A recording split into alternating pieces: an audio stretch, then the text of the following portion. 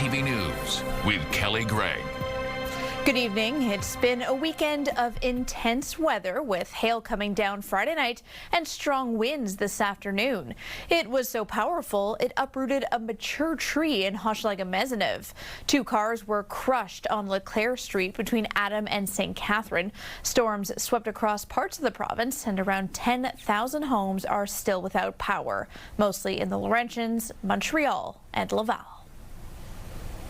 A Quebec woman in her 60s is dead after an ATV ran off the road near Trois-Rivières. Emergency services were called to the scene after 6 p.m. last night, and an investigation is underway. Quebec's premier is denouncing a gathering of alleged white supremacists in Shawinigan. Christine Fréchette says she was deeply shocked and this is not the Quebec we want. A photo of people holding a banner saying, "I remember a white Quebec," has been circulating on social media. The Sûreté du Québec says it is trying to verify that photo.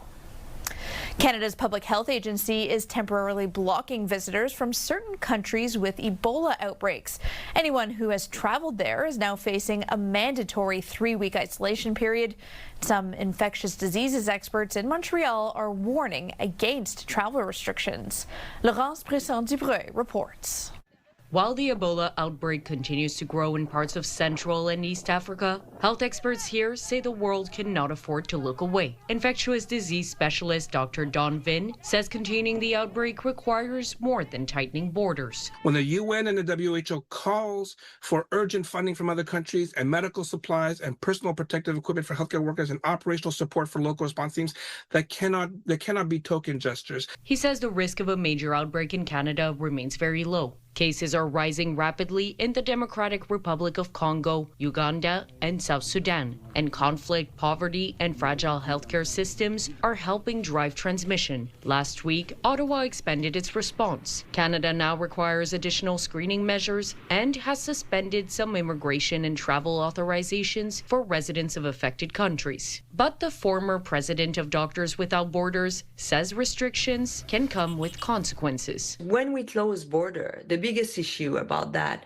is the fact that often it means that you are closing the number of flights, meaning that there's not as much aid that may be able to come in. It might be much more difficult as well for aid worker to come and give a hand. Joanne Liu says political pressures can also influence these decisions. There's this obsession to have an Ebola-free FIFA game, and it's not based on science, it's based on fear. Liu says the challenge is made worse for affected countries because of shrinking international support. The U.S. has cut in terms of its aid, but so did so many wealthy countries, including Canada. For Vin, that's exactly the problem. He says the world cannot expect to contain the outbreak without helping the communities at its center. Science doesn't rely on hope, it relies on work and investment, and that's what we need to do, and we have to do this collectively. For these experts, the focus shouldn't just be on keeping Ebola out. It should also be on helping the communities already living through it. Laurence Brisson-Dubreuil, CTV News.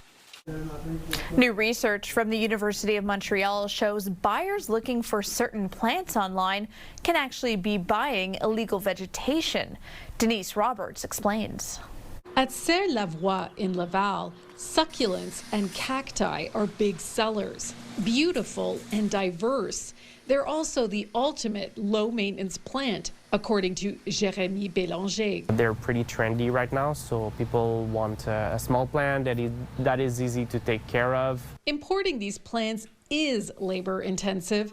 Bélanger's job is to get the permits required. It requires 2 to 3 permits to bring these plants into Canada. It's not only to protect Canada's biodiversity from foreign pests, but to ensure plants aren't being taken from the wild by poachers. So all of these plants come from mostly South America, Central America, and South Africa. It can take decades for some of these plants to fully mature, and it's one of the reasons why the black market is growing. Bélanger says if you see a large plant for a low price, it's likely been poached. Some plants can take up to 100 years old to be just my size. Price and variety are what's driving buyers online, according to a new study from the Université de Montréal. Plants are really available on common platforms such as eBay or Etsy, so it's really easy to access. Léanne Vincendon, a plant lover herself, interviewed buyers of illegal succulents and found most knowingly flouted the law. What's more, she says, many did it even though it went against their environmental values. Consumers use many justifications. For example, they may say that everyone does it, that the authorities make it difficult to obtain the permit. She says there's no real deterrent against buying illegal plants. Online platforms don't require sellers to have permits, and buyers are willing to take a chance that their package will make it through customs.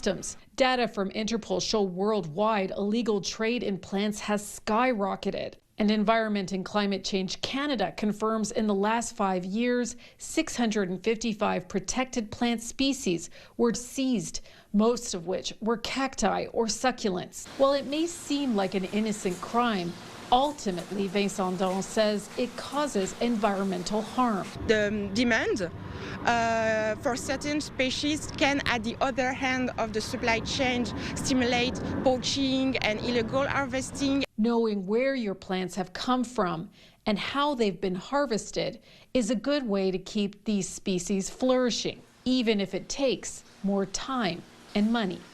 Denise Roberts, CTV News. Today is World No Tobacco Day and marks 20 years since Quebec banned smoking in bars and restaurants. The event was started by the World Health Organization in 1987. It's to draw global attention to the dangers of using tobacco. It's estimated 11% of Quebecers still smoke, and anti-smoking organizations say they're especially concerned about the rise in vaping among young people. That weather we talked about a little earlier meant a wet start for the annual Tour de l'Île. Still, thousands participated in the ride. Anastasia Dextrine was there. It's the one time of year when the city swaps gridlock for gears, and cyclists can enjoy a car-free ride. I'm waiting for this all year long, and it's just the best feeling of having so much space. I'm very excited. I came all the way from New York City.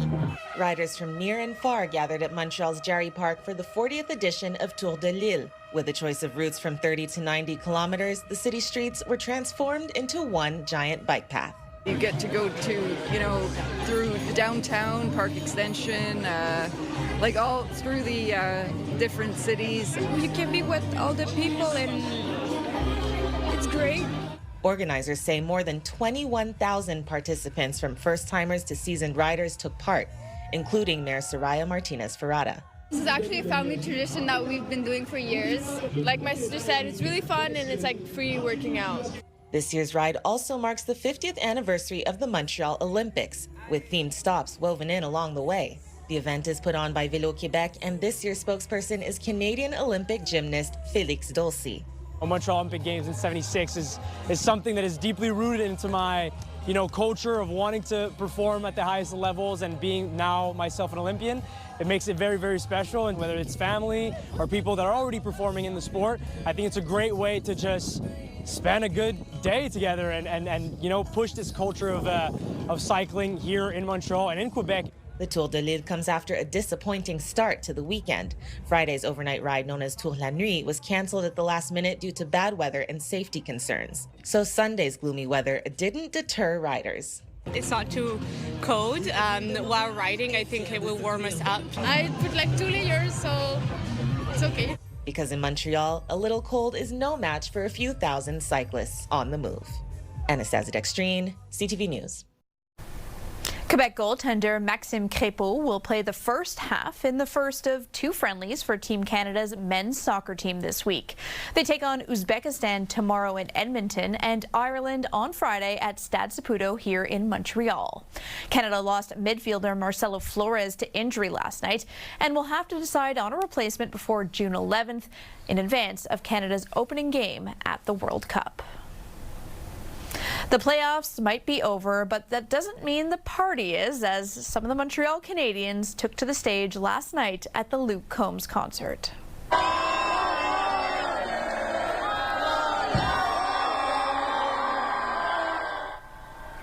Nick Suzuki, Jakub Dobesh, Cole Caulfield, and Brendan Gallagher all made an appearance, coming out during the drinking song One Too Many, and they shotgun beers, as you saw. They were sporting Montreal Victoire championship t-shirts, and members of that team were also there. Coach Martin Saint-Louis and other players were also spotted in the crowd at Parc Jean Drapeau. Weather brought to you by Gratian Scaff's 50th anniversary gift event. Get a complete second pair and sunglasses as a gift. Now for a look at your forecast. We're at a cool 12 degrees right now in Montreal, 11 in Mirabel, 9 in Quebec and in the townships. Waking up tomorrow to sunny skies. We could see some cloud build in the afternoon. It should be pretty light though, the high 21 degrees. And a mix of sun and cloud for most of the week. The temperatures creeping up towards that 30-degree mark as we enter June with warmer weather ahead. Coming up, a sonic boom felt across the northeast U.S. and here in Montreal. It could soon be a battle of coffee brands in Canada. Dunkin' Donuts will be opening again with locations coming to Montreal. But will loyalties lie with Tim Hortons? Sylvain Charlebois is with the Faculties of Management and Agriculture at Dalhousie. He joins us now. Hello, Sylvain. Hello. So Dunkin's has been in Canada before. Why come back? What's the market like? It's interesting. So Dunkin' Donuts actually left Canada in 2018 and almost in disgrace. The brand was not valuable. It wasn't taken care of, essentially, and Tim Hortons was dominating the market. Now, Tim Hortons is still dominating the market, but its brand has been damaged somewhat by menu choices that weren't necessarily effective. The brand was also damaged by the quality of service, the cleanness of facilities, things like that. So I think that Futastic, who actually has the license to open up Dunkin' Donuts in Canada, which actually is based in Montreal, and has experience in running coffee shops with Second Cup, I think the company is seeing an opportunity to perhaps make a dent in the youth market, I would say, and also the third place market as well, that third place between home and office, which for a lot of people has changed since COVID. All right, well, you mentioned it. I mean, Dunkin' Donuts promising healthier menu, more trendy drinks. It's trying to attract that younger crowd. Do you think it's going to be successful? Are young people still going to coffee shops like Dunkin' Donuts? Or are they going to other options? It is successful in the U.S. I mean, you can't really hire a spokesperson like Tom Brady, for example, without being successful. So Tim Hortons actually has made some progress in the U.S. and so it is certainly in a different place compared to 8 years ago. So I do think that the approach in Canada will actually be somewhat similar. And frankly, I mean, from when you think about menu design, there's certainly some opportunities there. I think people are looking for different things, but also the other issue is coffee and prices. I expect Dunkin' Donuts to be aggressive with price points being lower. A lot of kids go to Starbucks, but Starbucks is incredibly expensive for many of them. Yeah, that's right. I mean, even I spend a lot of money at Starbucks, I have to admit. Okay, this might sound almost ridiculous because we are talking about coffee, but does national identity come into this? Dunkin's Donuts tagline is America runs on Dunkin's. Tim Hortons, so staunchly Canadian branded. Does that come into the equation? Well, Tim Hortons, is it really Canadian? I mean, they have two head offices, one in Florida and one in Oakville, Canada, and its two main shareholders come from Brazil and the United States, whereas in Canada you have Futastic, which is an incredible company out of Montreal. They're going to be operating the Dunkin' Donuts. Now, it is an American brand, but it is going to be Canadian operated. So it'll be up to people to decide who is more Canadian, I guess. Yeah, I mean, it's a bit confusing when you put all that together. I might need a flow chart a little bit later. On top of that, though, Tim Hortons has promised to hire 10,000 local employees, scale back on foreign workers. Do you think that's going to come into play here in this possible competition between Dunkin's and Tim's? Honestly, Kelly, I've never seen a company sending out three press releases in 1 week. So you can tell that Tim Hortons is panicking. In fact, this week I was actually on the phone with an executive at Tim Hortons, and of course, after the announcement of hiring 10,000 Canadians, they're feeling the heat, absolutely. And they're the ones that actually lobbied Ottawa to bring in more temporary foreign workers. So obviously that position, that stance really impacted their brand, and they know. So I think they're committing to Canadians, which is a good thing, of course. But is it too late?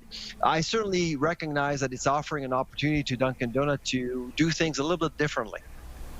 All right, well, this conversation making me very thirsty for water, though. Probably not another coffee on the day, I have to admit, Sylvain. But thank you so much for joining us and taking the time today. Thank you for having me.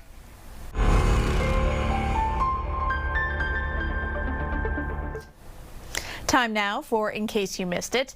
He's traveled the world, but now a Montreal conductor is back home, continuing his mission to bring classical music to all. Here's Geneviève Beauchemin. Now that's a classic Montreal summer moment. Globe-trotting maestro Yannick Nézet-Séguin returns home each year. He comes for a concert at the foot of iconic Mount Royal. Exit the tux, in come the shorts. We can hear the birds' songs while we're playing, even though there's like 50,000 people. Nézet-Séguin will be back in the park in August. It's one of a series of concerts in his home province with Orchestre Métropolitain. Everybody for one night is just coming across generations, is really truly from people from 1-year-old to 87-year-old people are there. To that he could say mission accomplished. I feel always very lucky. When CTV News first interviewed him more than a quarter of a century ago, he said his mission was to open up the classics to a wider audience. But he says now there's more to do. To be welcome to music is not only about say, hey, you're welcome to hear Beethoven. It also is trying to reflect the realities of a wider range of people from society on our stages. That, he says, includes more compositions written by women and the work of Indigenous people, a reflection of his social justice engagements. What is the role of an artist, of a conductor, in the social discourse? My best way of expressing is still through music, but also once in a while I think it's important to name the realities. Nézet-Séguin has engagements worldwide, but he's also signed on to lead the Orchestre Métropolitain for life. Never leaving behind the place where he first dreamed as a 10-year-old of conducting on the world stage, and he's added new dreams since. When we speak again in 26 years, that we feel like there's a much more diverse and much more open world that really embraces symphonic music and classical music. Geneviève Beauchemin, CTV News, Montreal. A sonic boom over Massachusetts was heard as far as Montreal yesterday.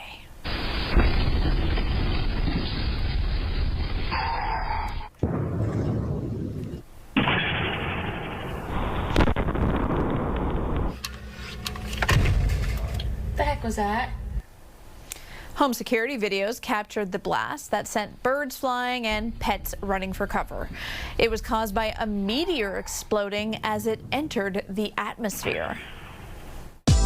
Menswear provided by Ernest. Elevate your style with Ernest. For breaking news and local news that matters to you, download the CTV News app right now by scanning the QR code on your screen using your smartphone. Or you can also go to our website, ctvnewsmontreal.ca. The 14th annual Laval Firefighters Race was held this morning. Nearly 12,000 runners of all ages took place in the races, ranging from a 5K to a full marathon. The event is a major fundraiser for the Quebec Firefighters Foundation, which is a nonprofit that supports burn survivors in Quebec. Last year, they raised more than $100,000.